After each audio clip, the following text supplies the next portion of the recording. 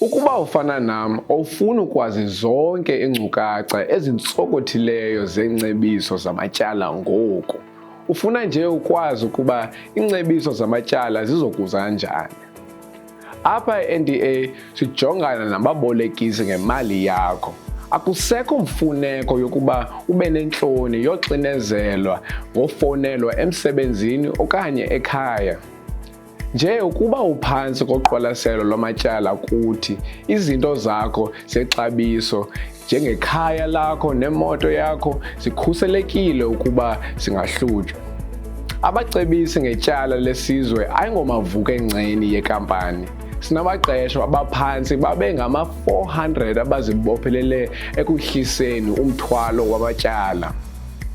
I-NDA iyakulwelwa inkululeko yakho yezimali. Siyakuthetha-thethana namakweliti bakho malunga nenzala ephantsi kunye nentlawulo zenyanga eziphantsi.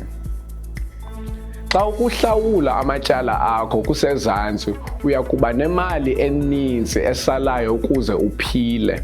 Kwaye loo nto ithetha ukuba imali eninzi ekhoyo kwizinto eyimfuneko ezifana nokutya, umbane, izithuthi kunye neefizi zesikolo.